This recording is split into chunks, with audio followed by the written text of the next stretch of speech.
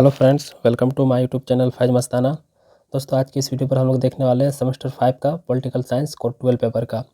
Semester 5 में total 4 paper पढ़ना है, कोर 11, कोर 12, DSC 1 और DSC 2।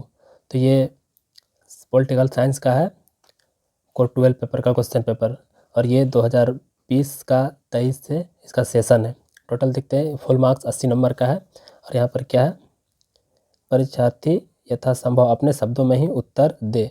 उपांत के लिए अंक पूर्णांक घोतक है। यहाँ पर फर्स्ट में किन्हीं 4 प्रश्नों के उत्तर दे जिसमें प्रश्न संख्या 1 कंपलसरी है, अनिवार्य है।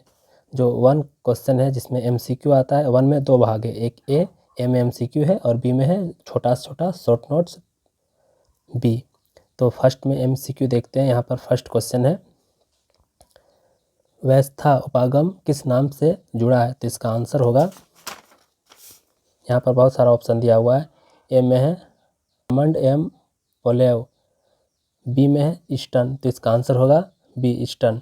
पूरा नाम इसका डेविड ईस्टर्न है। नेक्स्ट देखेंगे सेकंड क्वेश्चन, निम्नलिखित में से किस देश की विधायिका एक सदस्य है? तो इसका आंसर होगा ए चीन, क्योंकि चीन, नेपाल और चेकोस्लोवाकिया में एक सदस्य व्यवस्था है। अगर यहाँ पर चीन के अलावा कुछ और देश ऑप्शन रहता जैसे नेपाल या चेकोस्लोवाकिया तो वो सब भी होता। तो इसका आंसर होगा ए चीन। थर्ड नंबर में देखेंगे, इंग्लैंड का सर्वोच्च न्यायालय है? तो यहाँ पर ऑप्शन है सुप्रीम कोर्ट, लोकसभा, सी में है कॉमन सभा, डी में इनमें से कोई नहीं। तो इसका आंसर होगा बी लोकसभा। फोर्थ क्वेश्चन देखेंगे, अमेरिकी प्रतिनिधि सभा की सदस्य संख्या है? तो यहाँ पर ऑप्शन है, तो इसका आंसर होगा बी 435 सदस्य है। 5 नंबर में देखेंगे, एकात्मक व्यवस्था में कौन सा तत्व नहीं हो सकता? तो यहाँ पर ऑप्शन है ए में लिखित संविधान, बी में है शक्तियों का केंद्रीकरण, सी में है क्षेत्रीय सरकार की स्वायत्तता, डी में है स्वतंत्र न्यायपालिका। तो इसका कंफर्म आंसर नहीं मालूम है, शायद सी हो सकता है, क्षेत्रीय सरकार की व्यवस्था, क्योंकि एकात्मक सरकार में एक केंद्र सरकार की ही शक्तियाँ चलती है और उसी के द्वारा सभी नियम रूल्स बनाए जाते हैं। तो ये सी ऑप्शन नहीं हो सकता है। फिर नेक्स्ट देखेंगे 6 नंबर में, पॉलिटिक्स नामक पुस्तक की रचना किसने की?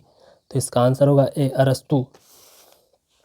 7 में देखेंगे, कठोर संविधान का सबसे अच्छा उदाहरण कौन है? यहाँ पर ऑप्शन दिया हुआ है ब्रिटेन, चीन, अमेरिका और भारत। तो सबसे पहले हम लोग चारों देश का जो संविधान है उसके बारे में थोड़ा सा देखेंगे। तो यहाँ पर हम ऑलरेडी छोटा सा एक नोट्स बना के रखे हुए हैं।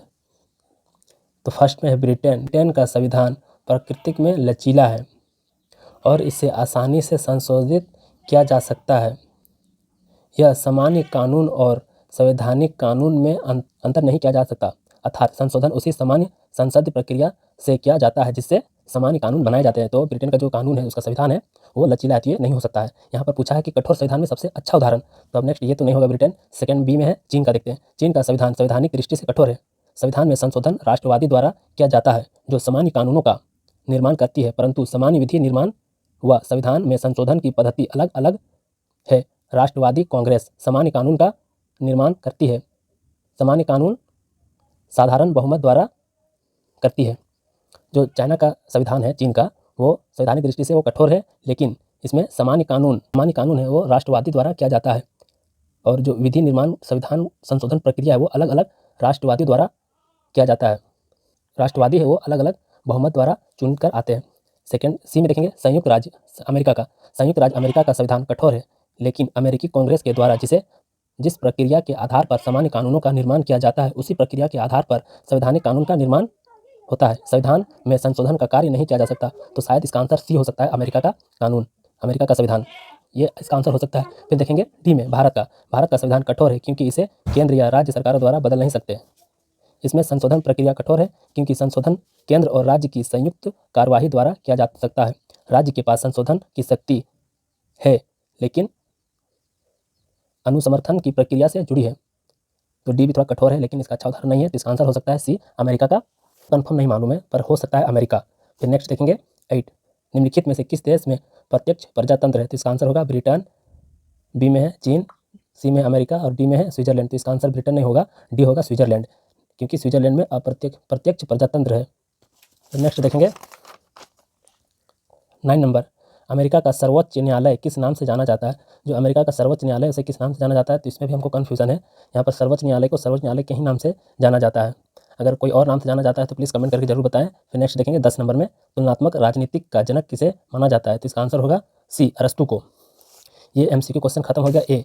अब पहला ही का बी है, जो एक छोटा सा शॉर्ट नोट्स लिखना है। बी में देखेंगे निम्नलिखित में से किन्हीं दो पर संक्षिप्त टिप्पणी लिखी। 5-5 नंबर का है, इसमें 10 नंबर का एमसीक्यू 10 का, और यहाँ से 10, 20 और 60 नंबर का 3 क्वेश्चन लिखना है बड़ा वाला। तो यहाँ पर फर्स्ट में देखेंगे ए में प्रत्यक्ष प्रजातंत्र के बारे में छोटा सा नोट्स लिखना है, या बी में है संघीय शासन की विशेषताएं, सी में है स्विट्जरलैंड में संविधान संशोधन की प्रक्रिया, डी में है लोकसभा। इनमें से किन्हीं चारों में से दो का ही छोटा छोटा शॉर्ट नोट्स लिखना है जो 5-5 नंबर का है।